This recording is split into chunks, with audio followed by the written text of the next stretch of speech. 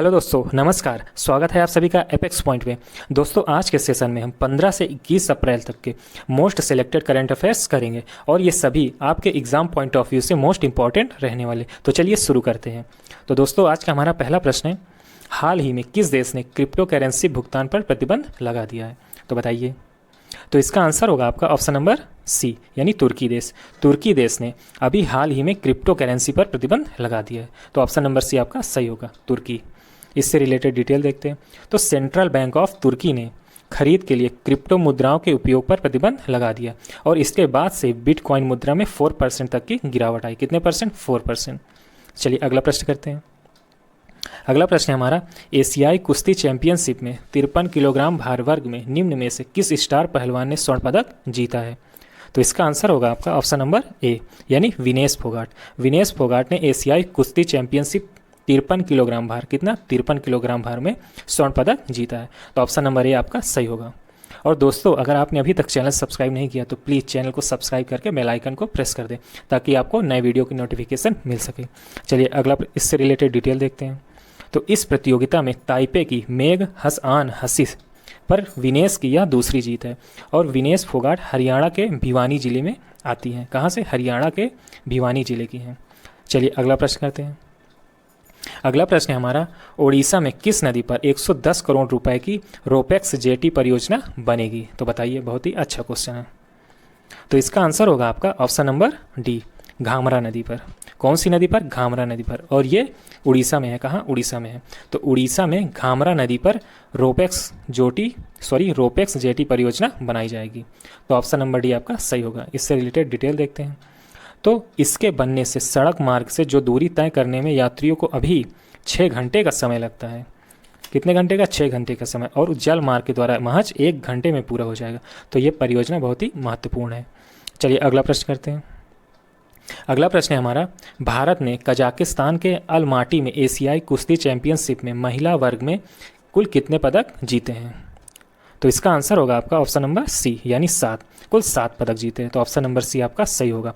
Kazakhstan के Almaty में एशियाई कुश्ती चैंपियनशिप में महिला वर्ग ने कुल 7 पदक जीते हैं। इसकी डिटेल देखते हैं। तो भारत ने कजाकिस्तान के अलमाटी में एशियाई कुश्ती चैंपियनशिप में महिला वर्ग में 4 स्वर्ण, 1 रजत और 2 कांस्य पदक जीते हैं। तो टोटल 7 पदक हो जाते हैं। चलिए अगला प्रश्न करते हैं। अगला प्रश्न हमारा, हाल ही में समाचारों में देखा गया रूपपुर परमाणु ऊर्जा संयंत्र कहाँ स्थित है? तो इसका आंसर होगा आपका ऑप्शन नंबर डी, यानी बांग्लादेश में, भारत का पड़ोसी देश। ऑप्शन नंबर डी आपका सही होगा, बांग्लादेश। बांग्लादेश में अभी हाल ही में रूपपुर परमाणु ऊर्जा संयंत्र देखा गया। तो ऑप्शन नंबर डी आपका सही होगा। इससे रिलेटेड डिटेल देखते हैं। तो यह बांग्लादेश का पहला परमाणु ऊर्जा संयंत्र होगा। बांग्लादेश का यह पहला परमाणु, नोट कीजिएगा। इसका निर्माण पद्मा नदी के किनारे किया जा रहा है। किस नदी के किनारे? पद्मा नदी के किनारे, जहां भारतीय कंपनियां बांग्लादेश रूपपुर परमाणु ऊर्जा संयंत्र की ट्रांसमिशन लाइनों का विकास करेंगी। कौन सी? भारतीय कंपनियां। तो ये इंपॉर्टेंट क्वेश्चन है। चलिए अगला प्रश्न करते हैं। अगला प्रश्न है हमारा, दिबांग वन्य जीव अभ्यारण्य कहाँ स्थित है? बहुत ही अच्छा क्वेश्चन है। तो इसका आंसर होगा आपका ऑप्शन नंबर ए, यानी अरुणाचल प्रदेश में, या अरुणाचल प्रदेश में स्थित है दिबांग वन्यजीव अभ्यारण्य। तो ऑप्शन नंबर ए आपका सही होगा, अरुणाचल प्रदेश। इससे रिलेटेड डिटेल देखते हैं।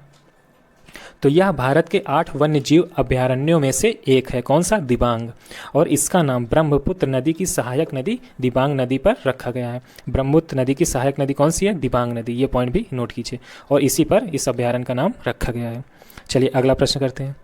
अगला प्रश्न है हमारा, जलवायु परिवर्तन के लिए कानून लाने वाला पहला देश निम्नलिखित में से कौन सा बन गया विश्व में? तो इसका आंसर होगा आपका ऑप्शन नंबर, बताइए। ऑप्शन नंबर सी, यानी New Zealand. Option number C New Zealand है जो विश्व में जलवायु परिवर्तन के लिए कानून लाने वाला पहला देश बन गया है। तो ऑप्शन नंबर सी आपका सही होगा। इससे रिलेटेड डिटेल देखते हैं।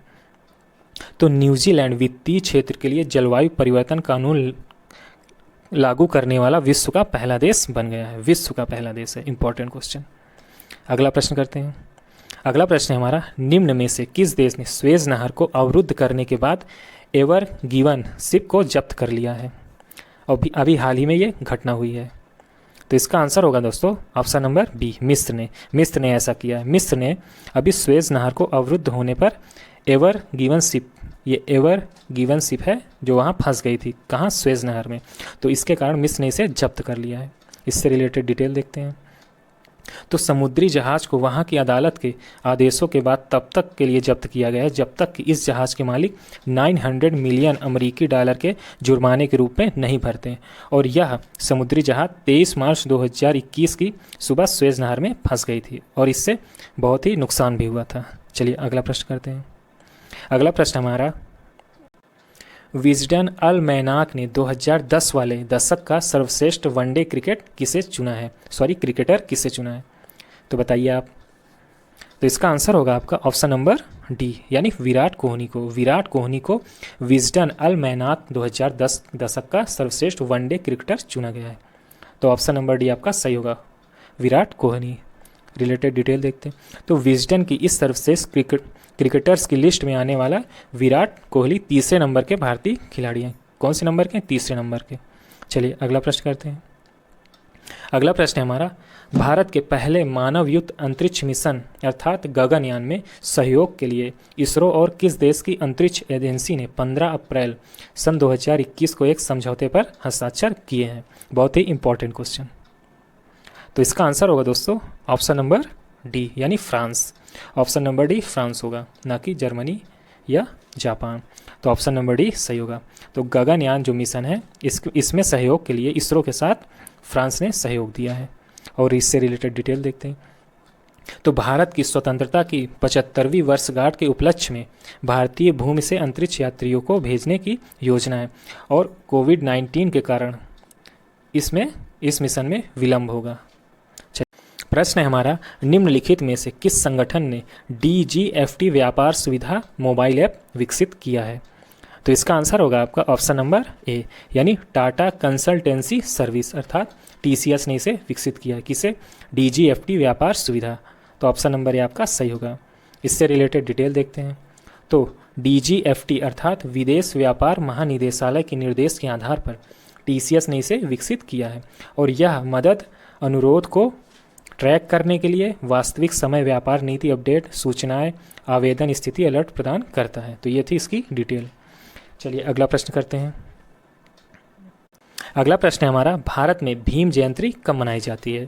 तो इसका आंसर होगा आपका ऑप्शन नंबर डी, यानी 14 अप्रैल। कब मनाई जाती है? 14 अप्रैल को भीम जयंती। इससे रिलेटेड डिटेल देखते हैं। तो डॉक्टर भीमराव अंबेडकर का जन्म 14 अप्रैल 1891 में हुआ था और इस दिन को 2015 से पूरे भारत में आधिकारिक सार्वजनिक अवकाश के रूप में मनाया जाता है। वर्ष 2021 में बाबा साहेब की ये 130वीं जयंती थी। कौन सी नंबर की? 130वीं। 2021 में बाबा साहब की ये 130वीं जयंती थी और इनका जन्म कब हुआ था? 14 अप्रैल 1891। नोट कीजिएगा। चलिए अगला प्रश्न करते हैं। अगला प्रश्न है हमारा, हाल ही में समाचारों में देखा गया फुकुशिमा दाइची परमाणु ऊर्जा संयंत्र कहाँ है? तो बताइए। तो इसका आंसर होगा आपका ऑप्शन नंबर बी, यानी जापान में आपका फुकुशिमा दाइची परमाणु ऊर्जा संयंत्र है। तो ऑप्शन नंबर बी आपका सही होगा और यह भी खबरों में भी था। डिटेल देखते हैं। तो जापान सरकार ने नष्ट हो चुके फुकुशिमा परमाणु संयंत्र के 10 लाख टन से अधिक रेडियो एक्टिव पानी को समुद्र में छोड़ने की योजना बनाई है। तो ये थी इसकी डिटेल और इसके कारण जितने भी पड़ोसी देश हैं वो बहुत गुस्से में हैं क्योंकि उससे आसपास के जितने भी जलीय जीव हैं वो बहुत ही खतरे में आ जाएंगे। चलिए अगला प्रश्न करते हैं। अगला प्रश्न है हमारा, निम्नलिखित में से किस देश ने व्यापार और आर्थिक सहयोग के लिए मध्य एशिया नामक एक अंतर्राष्ट्रीय केंद्र शुरू किया है? बहुत ही अच्छा क्वेश्चन है। तो दोस्तों इसका आंसर होगा आपका ऑप्शन नंबर डी, अर्थात कजाकिस्तान और उज्बेकिस्तान। ऑप्शन नंबर डी आपका सही होगा। कजाकिस्तान और उज्बेकिस्तान देश ने व्यापार और आर्थिक सहयोग के लिए मध्य एशिया नामक अंतर्राष्ट्रीय केंद्र शुरू किया। कौन सा? मध्य एशिया। तो ऑप्शन नंबर डी आपका सही होगा। डिटेल देखते हैं। तो इस केंद्र का निर्माण 400 हेक्टेयर भूमि के क्षेत्र में किया जाएगा और इसमें लगभग 35,000 लोगों और 5,000 ट्रकों को समायोजित करने की क्षमता होगी। ये पॉइंट भी याद रखिएगा। चलिए अगला प्रश्न करते हैं। अगला प्रश्न है हमारा, निम्नलिखित में से किस संस्थान ने सबसे दूर गामा रे उत्सर्जन आकाशगंगा की खोज की है? तो इसका आंसर होगा आपका ऑप्शन नंबर बी यानी आर्यभट्ट शोध संस्था ने। किसने की है ये? आर्यभट्ट शोध संस्था ने सबसे दूर गामा रे उत्सर्जन आकाशगंगा की खोज की है। तो ऑप्शन नंबर बी आपका सही होगा। डिटेल देखते हैं। तो आर्यभट्ट रिसर्च इंस्टीट्यूट ने खगोल वैज्ञानिकों ने एक नई सक्रिय आकाशगंगा का पता लगाया और इसकी पहचान सुदूर गामा रे उत्सर्जन आकाशगंगा के रूप में की गई है। तो ये थी डिटेल। हमारा अगला प्रश्न है, हाल ही में समाचारों में देखा गया 1721 में अत्तिंगल विद्रोह सबसे पहले कहाँ हुआ था? तो दोस्तों इसका आंसर होगा आपका option number D. Option number D आपका सही होगा, अर्थात मालाबार, कोचीन, श्रावणकोर इन तीनों जगह ही अत्तिंगल विद्रोह हुआ था। कब हुआ था? 1721 ईस्वी में। कौन सा? अत्तिंगल विद्रोह। तो इससे रिलेटेड डिटेल देखते हैं। तो अत्तिंगल विद्रोह आपका ईस्ट इंडिया कंपनी के विरुद्ध हुआ था और इसमें ब्रिटिश ईस्ट इंडिया कंपनी के लगभग 140 सैनिक मारे गए थे। और इस विद्रोह में केरल के इतिहासकारों का मानना है कि यह विद्रोह भारत में विदेशी शक्तियों के विरुद्ध पहला सुनियोजित विद्रोह था और इसे प्रथम स्वतंत्रता संग्राम का दर्जा दिया जाना चाहिए। लेकिन अभी किसे दिया गया है? 1857 की क्रांति को प्रथम स्वतंत्रता संग्राम का दर्जा दिया गया है। चलिए अगला प्रश्न करते हैं। अगला प्रश्न है हमारा, भारत सरकार के प्रमुख वैज्ञानिक सलाहकार ने मानस ऐप लॉन्च किया है। तो मानस का अर्थ क्या है? बहुत ही अच्छा क्वेश्चन है। तो दोस्तों इसका आंसर होगा आपका ऑप्शन नंबर डी, अर्थात मेंटल हेल्थ एंड नॉर्मेल्सी आर्गुमेंटेशन। तो ऑप्शन नंबर डी आपका सही होगा। इससे रिलेटेड डिटेल देखते हैं। तो हाल ही में भारत सरकार के प्रधान वैज्ञानिक सलाहकार प्रोफेसर के विजय राघवन ने सभी आयु की देखभाल के लिए मानस ऐप लॉन्च किया है। किसने किया है? वैज्ञानिक प्रोफेसर के विजय राघवन ने। ये पॉइंट नोट कीजिएगा। चलिए अगला प्रश्न करते हैं। अगला प्रश्न है हमारा, इक्वाडोर के अगले राष्ट्रपति के रूप में किसे चुना गया है? तो इसका आंसर होगा आपका ऑप्शन नंबर बी, यानी गुइलेर्मो लासो को। किसको? गुइलेर्मो लासो को इक्वाडोर का अगला राष्ट्रपति चुना गया। किसे? Guillermo lasso. तो ऑप्शन नंबर बी आपका सही होगा।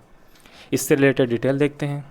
तो इक्वाडोर देश दक्षिण अमेरिका के पश्चिम तट पर भूमध्य रेखा से फैला हुआ है। कहाँ से? दक्षिण अमेरिका के पश्चिम तट पर भूमध्य रेखा से फैला हुआ है। तो ये थी डिटेल। चलिए अगला प्रश्न करते हैं। दोस्तों हमारा अगला प्रश्न है, निम्नलिखित में से हाल ही में विशेष पुनर्वित्त सुविधा 2021 लॉन्च किया है। तो किसने किया है इसे?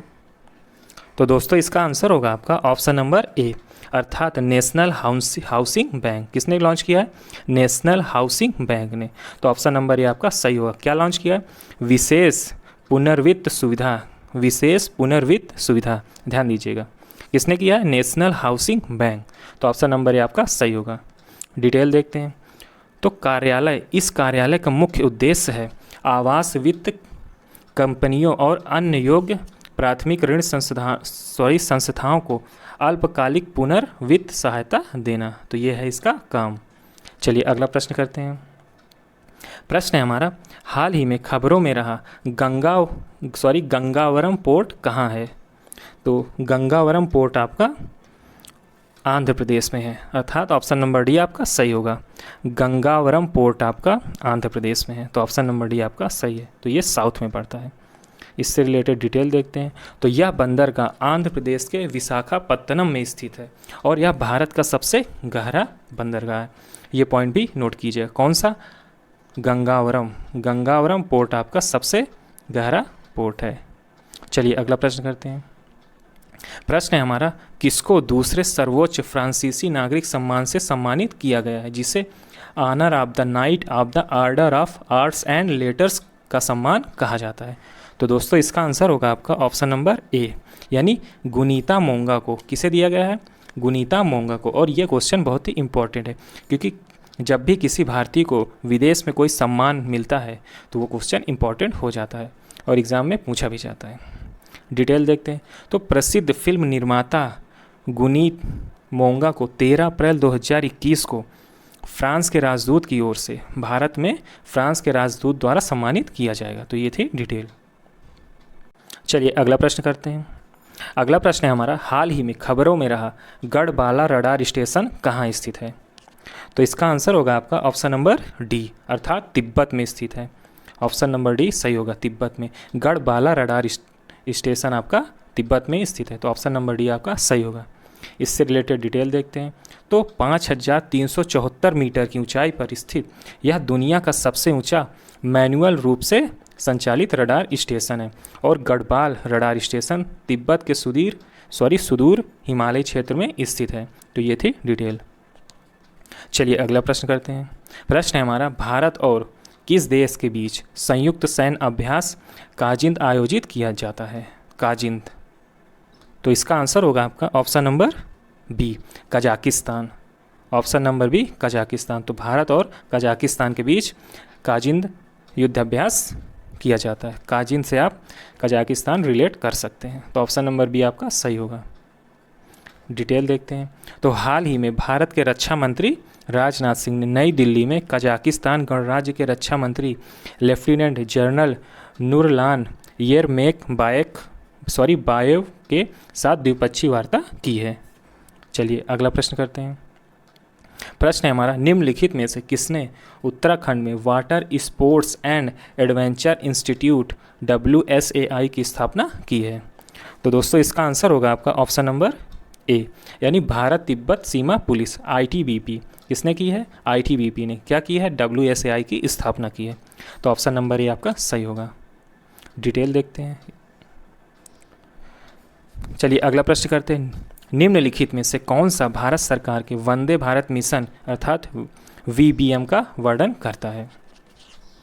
अच्छा क्वेश्चन है। तो इसका आंसर होगा आपका ऑप्शन नंबर ए, अर्थात विदेशों में फंसे भारतीय को वापस लाना, ये वंदे भारत मिशन का काम है। तो ऑप्शन नंबर ए आपका सही होगा।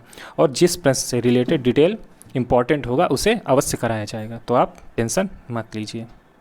डिटेल देखिए। तो वंदे भारत मिशन जिसने कोविड-19 के कारण विदेशों में फंसे भारतीयों को वापस लाने का काम किया है, तो यही है Vande Bharat mission. Important question, ये बहुत ही इंपॉर्टेंट क्वेश्चन है। E9 पहल की शुरुआत कब की गई थी?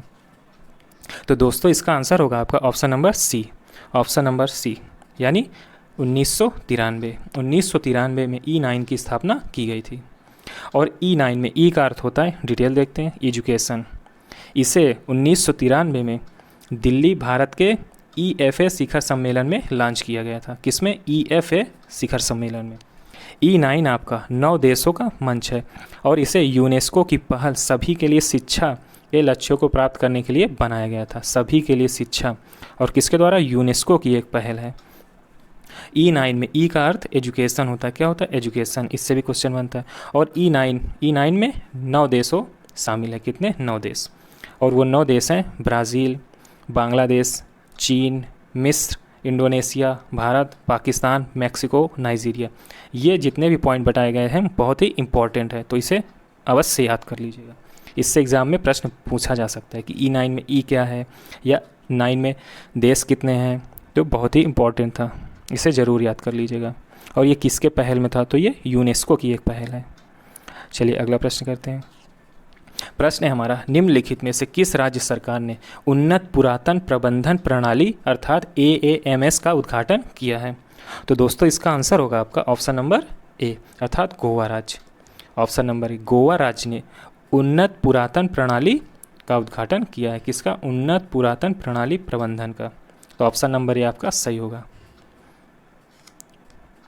डिटेल देखते हैं। तो इसमें दावा किया गया है कि यह पुरावशेषों के भंडार के लिए देश में पहली ऐसी प्रणाली थी और उन्नत पुरातन प्रबंधन प्रणाली सॉफ्टवेयर चालित स्वचालित भंडारण है। कैसे चालित है? सॉफ्टवेयर चालित। चलिए अगला प्रश्न करते हैं। दोस्तों हमारा अगला प्रश्न है, किस देश ने हाल ही में अपने राष्ट्रीय परमाणु प्रौद्योगिकी दिवस को चिन्हित करने के लिए नतांज परमाणु संयंत्र में उन्नत परमाणु केंद्र का शुभारंभ किया है? Important question. तो इसका आंसर होगा आपका ऑप्शन नंबर ए, ईरान ने। ऑप्शन नंबर ए ईरान होगा, यानी ईरान ने नतांज परमाणु संयंत्र में उन्नत परमाणु केंद्र शुभारंभ किया। कौन सा? नतांज परमाणु, याद रखिएगा। किसने शुरू किया? ईरान ने। अगला प्रश्न है हमारा, किस देश ने दुनिया का सबसे बड़ा तैरता हुआ सौर फर्म बनाने की घोषणा की है? कैसा? तैरता हुआ सौर फर्म। तो दोस्तों इसका आंसर होगा आपका option number A, Singapore. Singapore ने दुनिया का सबसे बड़ा तैरता हुआ सौर फर्म बनाने की घोषणा की है। तो आपका ऑप्शन नंबर ए सही होगा। चलिए अगला प्रश्न करते हैं। प्रश्न है हमारा, भारत में निम्नलिखित में से किस श्रेणी में एक ई वीज़ा प्रदान किया जाता है? तो दोस्तों इसका आंसर होगा ऑप्शन नंबर डी, अर्थात चिकित्सा सम्मेलन और चिकित्सा परिचर में, ये तीनों में ही ई वीज़ा प्रदान किया जाता है। तो ऑप्शन नंबर डी आपका सही होगा। इससे रिलेटेड डिटेल देखते हैं। तो केंद्रीय गृह मंत्री द्वारा 156 देशों से चिकित्सा परिचार सहित चिकित्सा कारणों, व्यापार और सम्मेलनों में भाग लेने के उद्देश्य से आने वाले विदेशियों के लिए इलेक्ट्रॉनिक वीज़ा अर्थात ई वीज़ा सुविधा बहाल कर दी गई है। तो ये था डिटेल। चलिए अगला प्रश्न करते हैं। प्रश्न है हमारा, हिमाचल दिवस प्रतिवर्ष कब मनाया जाता है? तो दोस्तों इसका आंसर होगा आपका ऑप्शन नंबर बी, अर्थात 15 अप्रैल। हिमाचल दिवस प्रतिवर्ष 15 अप्रैल को मनाया जाता है। तो ऑप्शन नंबर बी आपका सही होगा। डिटेल देखते हैं। तो स्वतंत्रता के बाद 15 अप्रैल 1948 को हिमाचल प्रदेश का गठन मुख्य आयुक्त के प्रांत के रूप में किया गया था। बाद में 25 जनवरी 1950 को हिमाचल को गा श्रेणी का राज्य बना दिया गया था। तो ये थी डिटेल। चलिए अगला प्रश्न करते हैं। प्रश्न है हमारा, फेसबुक की पहली नवीकरणीय परियोजना कहाँ स्थित है?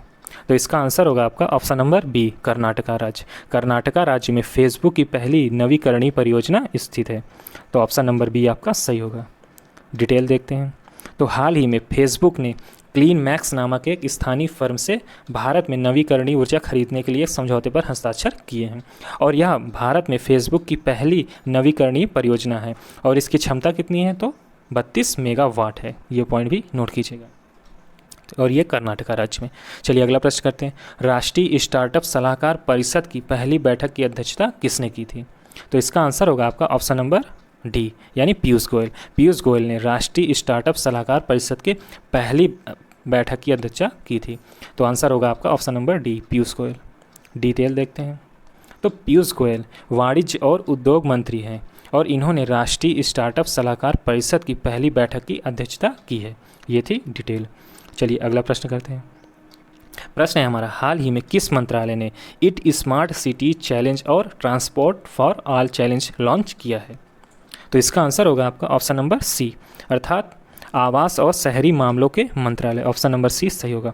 आवास और शहरी मामलों के मंत्रालय क्या लॉन्च किया है? इट स्मार्ट सिटी चैलेंज और ट्रांसपोर्ट फॉर ऑल। डिटेल देखते हैं। तो इट स्मार्ट सिटी चैलेंज का प्राथमिक लक्ष्य सही भोजन, प्रथाओं और आदतों का वातावरण स्थापित करना है। ये था इसका उद्देश्य। अगला प्रश्न करते हैं। प्रश्न है हमारा, मेट्टूर सरबंगा लिफ्ट सिंचाई परियोजना कहाँ स्थित है? तो दोस्तों इसका आंसर होगा आपका ऑप्शन नंबर डी, अर्थात तमिलनाडु या तमिलनाडु में स्थित है। मेट्टूर सरबंगा लिफ्ट सिंचाई परियोजना ये आपकी साउथ में तमिलनाडु में स्थित है। डिटेल देखते हैं।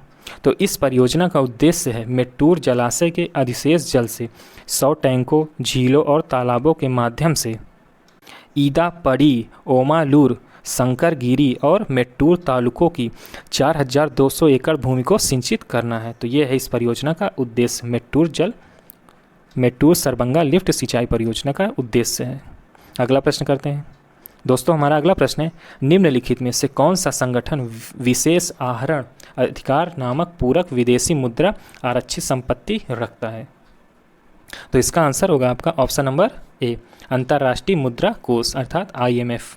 आंसर होगा IMF means international monetary fund. तो विशेष आहरण अधिकार नामक पूरक विदेशी मुद्रा कौन आरक्षित रखता है? तो IMF रखता है। डिटेल देखते हैं। अंतर्राष्ट्रीय मुद्रा कोष ने हाल ही में घोषणा की है कि वह अगस्त के मध्य तक अपने सदस्य देशों को विशेष आहरण अधिकार वितरित करेगा। तो यह है डिटेल।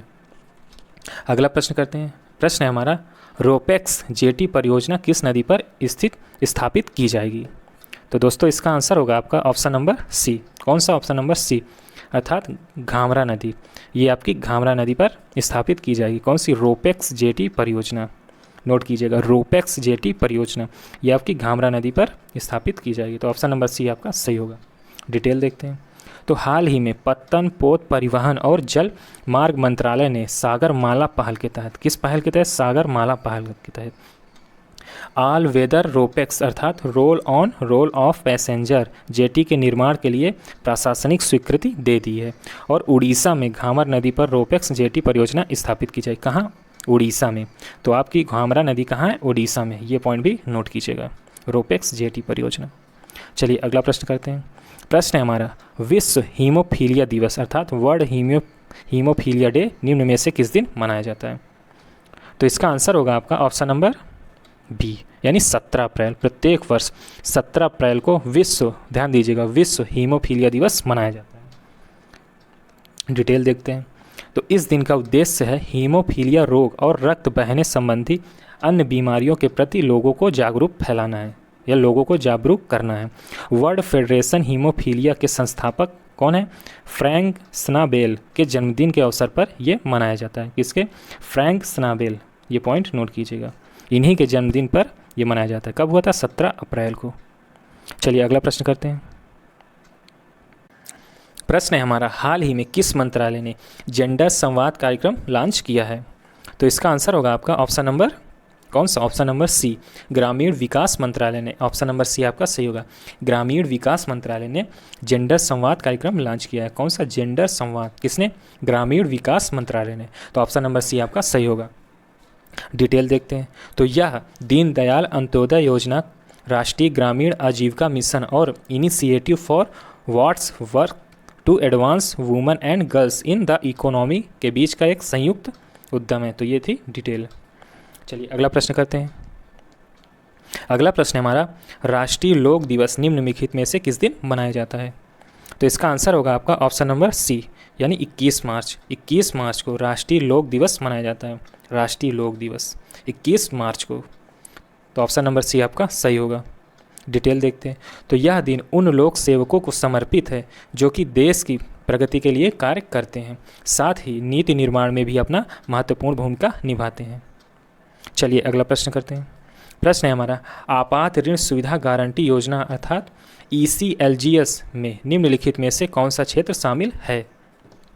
तो दोस्तों इसका आंसर होगा आपका ऑप्शन नंबर डी, अर्थात ये सभी स्वास्थ्य, पर्यटन और आतिथ्य, ये तीनों ही शामिल हैं। किसमें शामिल है? आपात ऋण सुविधा गारंटी योजना। ये पॉइंट नोट कीजिएगा। तो ये तीनों शामिल है। तो ऑप्शन नंबर डी आपका सही होगा। डिटेल देखते हैं। तो हाल ही में वित्त मंत्रालय ने 3 लाख करोड़ रुपए की आपात ऋण सुविधा गारंटी योजना का दायरा बढ़ाते हुए उसमें स्वास्थ्य सेवा क्षेत्र को भी शामिल किया है। किसे? स्वास्थ्य सेवा को भी शामिल किया है। इस योजना का उद्देश्य है भारत में तनावग्रस्त कंपनियों को राहत देना और यह मूल रूप से पर्यटन, आतिथ्य, यात्रा, खेल क्षेत्र में व्यावसायिक उद्यमों को शामिल करता है। तो ये थी डिटेल। अगला प्रश्न करते हैं। अगला प्रश्न है हमारा, भारत के किस राज्य में इटली ने अपनी पहली मेगा फूड पार्क परियोजना लॉन्च किया? इंपॉर्टेंट क्वेश्चन है। मेगा फूड पार्क किसने लॉन्च किया? इटली ने। तो इसका आंसर होगा आपका ऑप्शन नंबर ए, यानी गुजरात राज्य। गुजरात राज्य में इटली ने अपनी पहली मेगा फूड पार्क लॉन्च की है। तो ऑप्शन नंबर ए आपका सही होगा। इंपॉर्टेंट। डिटेल देखते हैं। तो इस परियोजना से दोनों देशों के कृषि और उद्योग के बीच तालमेल विकसित होगा। इसके अलावा इस क्षेत्र में नए कुशल प्रौद्योगिकियों के अनुसंधान और विकास पर ध्यान केंद्रित किया जाएगा। तो यह है इस परियोजना का उद्देश्य। चलिए अगला प्रश्न करते हैं। प्रश्न है हमारा, हाल ही में किस मंत्रालय के तहत स्टार्टअप इंडिया सीड फंड योजना शुरू की गई है? कौन सी सीड फंड योजना? स्टार्टअप इंडिया के तहत। तो दोस्तों इसका आंसर होगा आपका ऑप्शन नंबर बी, वाणिज्य और उद्योग मंत्रालय। ऑप्शन नंबर बी आपका सही होगा। वाणिज्य और उद्योग मंत्रालय के द्वारा सीड फंड योजना शुरू की गई। तो ऑप्शन नंबर बी आपका सही होगा। डिटेल देखते हैं। तो केंद्रीय मंत्री पीयूष गोयल ने startup India seed fund scheme शुरू किया है, अर्थात SISFS को शुरू किया। किसने? केंद्रीय मंत्री पीयूष गोयल। चलिए अगला प्रश्न करते हैं। अगला प्रश्न है हमारा, प्रतिवर्ष अंतर्राष्ट्रीय स्मारक और स्थल दिवस कब मनाया जाता है? तो इसका आंसर होगा आपका ऑप्शन नंबर बी, यानी 18 अप्रैल को। प्रतिवर्ष 18 अप्रैल को अंतर्राष्ट्रीय इंटरनेशनल, ध्यान दीजिएगा, स्मारक और स्थल दिवस मनाया जाता है। तो ऑप्शन नंबर बी सही होगा। 18 अप्रैल, ऑप्शन नंबर बी, अंतर्राष्ट्रीय स्मारक और स्थल दिवस। डिटेल देखते हैं। डिटेल है, मानवता की सांस्कृतिक विरासत की विविधता और उनके संरक्षण के लिए जागरूकता को बढ़ावा देने के लिए प्रत्येक वर्ष 18 अप्रैल को अंतर्राष्ट्रीय स्मारक और स्थल मीन्स विश्व विरासत दिवस मनाया जाता है। और वर्ष 2021 का विषय अर्थात थीम क्या थी? ये भी एग्जाम में सीधा सीधा प्रश्न बन सकता है। तो इसकी थीम थी कॉम्प्लेक्स पास्ट डाइवर्स फ्यूचर। क्या? कॉम्प्लेक्स पास्ट डाइवर्स फ्यूचर, ये थी इसकी थीम। चलिए अगला प्रश्न करते हैं। अगला प्रश्न है हमारा, हाल ही में किस देश ने 2015 की तुलना में 2050 तक ग्रीन हाउस गैस उत्सर्जन में 80% की कमी लाने के लिए एक राष्ट्रीय योजना की घोषणा की है? बहुत ही इंपॉर्टेंट क्वेश्चन है। तो इसका आंसर होगा आपका भारत का friendly country Israel. Option number A आपका सही होगा, इजराइल देश। इजराइल देश ने ऐसा वादा किया है कि वो 80% की कमी लाएगा ग्रीन हाउस गैस में। डिटेल देखते हैं। तो इस योजना का उद्देश्य है 2025 तक सभी कोयला से चलने वाले बिजली संयंत्रों को बंद करना, और इसका लक्ष्य 2050 तक बिजली क्षेत्र में ग्रीन हाउस गैस उत्सर्जन को 75 से 85% तक कम करना है। तो ये है इस योजना का उद्देश्य। अगला प्रश्न करते हैं। प्रश्न है हमारा, हाल ही में भारत के पहले डिस्क फुट बैट की खोज कहाँ की गई थी? तो दोस्तों इसका आंसर होगा आपका ऑप्शन नंबर सी, यानी मेघालय राज्य। मेघालय राज्य में आपका पहले डिस्क फुट बैट की खोज की गई थी। किसकी? डिस्क फुट बैट। तो ऑप्शन नंबर सी सही होगा, मेघालय। डिटेल देखते हैं। तो वैज्ञानिकों की एक टीम ने मेघालय में डिस्क के आकार के चिपचिपे पैरों के साथ भारत की पहली बैट प्रजाति की खोज की थी, और इस खोज के साथ ही भारत में बैट की प्रजातियों की संख्या बढ़कर 130 हो गई है, और मेघालय में 66 हो गई है, जो कि भारत के किसी भी राज्य में सबसे अधिक है। 66 हो गई है बैट, यानी चमगादड़। अगला प्रश्न करते हैं। प्रश्न है हमारा, भारतीय रिजर्व बैंक अर्थात आरबीआई ने हाल ही में किस बैंक पर 2 करोड़ का जुर्माना लगाया है? तो इसका आंसर होगा आपका ऑप्शन नंबर ए, अर्थात एसबीआई पर आरबीआई ने एसबीआई पर जुर्माना लगा दिया। कितने? 2 करोड़ रुपए का। तो ऑप्शन नंबर ए आपका सही होगा। अगला प्रश्न करते हैं। अगला प्रश्न है हमारा, हाल ही में किस देश के प्रधानमंत्री मार्क रूटे ने चुनाव में लगातार चौथी बार जीत दर्ज की है? क्या नाम है उस प्रधानमंत्री का? Mark Rutte. तो दोस्तों इसका आंसर होगा आपका option number D, Netherlands. Netherlands के प्रधानमंत्री चौथी बार जीत हासिल की है, और इनका नाम है मार्क रूटे। ऑप्शन नंबर डी आपका सही होगा। अगला प्रश्न करते हैं। प्रश्न है हमारा, केंद्रीय मंत्रिमंडल ने 16 मार्च 2021 को भारत और किस देश के बीच खेल और युवा मामलों में सहयोग पर समझौते ज्ञापन पर अपनी स्वीकृति दे दी है? तो इसका आंसर होगा आपका option number C. Option number C आपका सही होगा, यानी मालदीव। भारत और मालदीव के बीच खेल और युवा मामलों के सहयोग पर समझौता पर स्वीकृति हो गई है। तो ऑप्शन नंबर सी आपका सही होगा। अगला प्रश्न करते हैं। प्रश्न है हमारा, हाल ही में समाचारों में देखा गया काला सागर कितने देशों से घिरा हुआ है? तो यह 6 देशों से घिरा हुआ है। तो ऑप्शन नंबर बी आपका सही होगा। तो काला सागर आपका 6 देशों से घिरा हुआ है। तो ऑप्शन नंबर बी सही होगा। डिटेल देखते हैं। तो काला सागर अटलांटिक सागर का एक सीमांत सागर है जो यूरोप और एशिया के बीच स्थित है। ये पॉइंट नोट कीजिएगा, यूरोप और एशिया के बीच स्थित है काला सागर। 6 देशों का नाम है। तो बुल्गारिया पहला, जॉर्जिया, रोमानिया, रूस, तुर्की, यूक्रेन, ये 6 देश हैं, काला देश के समीप हैं। तो ये थी डिटेल। दोस्तों आपको वीडियो कैसा लगा कमेंट करके ज़रूर बताइएगा। दोस्तों चैनल को ज़रूर सब्सक्राइब कर दीजिएगा और वीडियो को लाइक कर दीजिएगा, क्योंकि वीडियो बनाने में बहुत मेहनत लगती है। चलिए थैंक यू, मिलते हैं नेक्स्ट वीडियो में, तब तक के लिए गुड लक।